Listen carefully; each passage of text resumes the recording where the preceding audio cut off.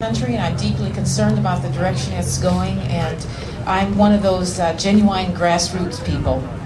As a result of this, I have penned an open letter to President Obama, which I'd like to read to you.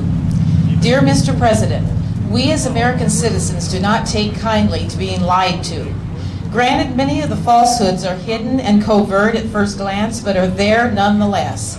You say you won't raise taxes, yet you keep giving away our money by the trillions, all the while admitting that under your health care plan, you can't cover the so-called additional 46 million people for free, and that you're going to find the money from somewhere.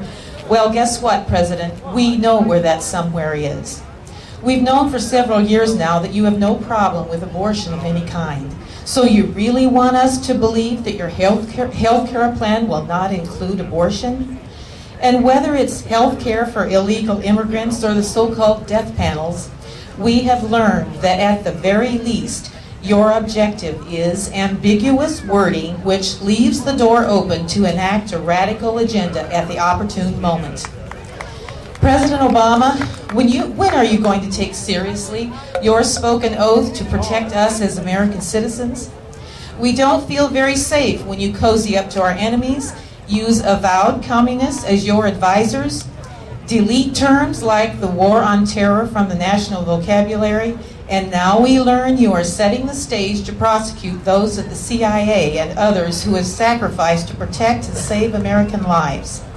I am grieved to admit to a nagging question I must ask of you, Mr. President. Whose side are you really on?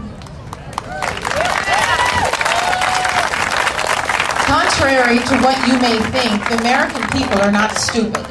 Instead, we are repulsed by the web of falsehoods you're using to destroy the fabric of our country. I implore you and other elected officials to get honest. The lies coming out of Washington these days are enslaving us. The Bible states, "Ye shall know the truth, and the truth shall make you free." American citizens have been honest with you.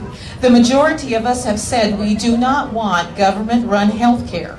Why would we, when our government cannot sustain Medicare or even the post office? Politicians so quickly forget that you work for us, the American people.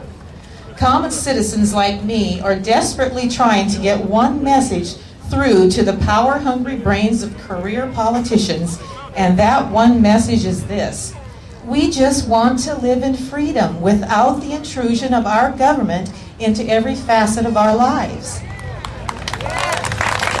More than likely, that did not sink in with you or some of our congressmen, so I'll try another approach. Now read my lips.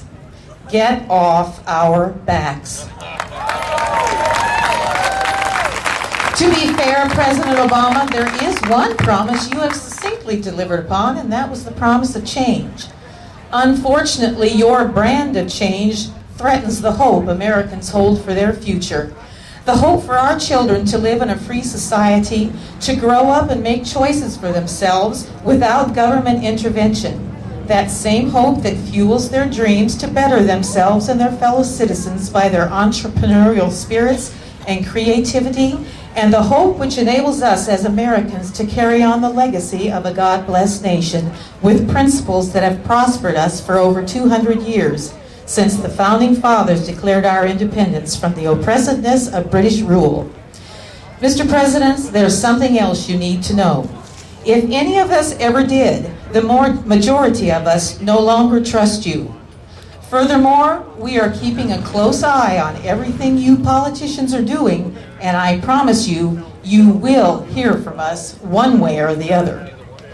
This conflict is not about racism or one political party or another.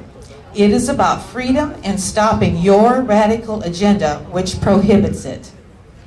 Patriotic Americans like me are not giving up this fight because we know we're right. We have been a free nation for all these years, and we love our country too much to go quietly down the path to tyranny. And besides, we actually have the law of the land on our side, our sacred and beloved Constitution. Thank you. Thank you.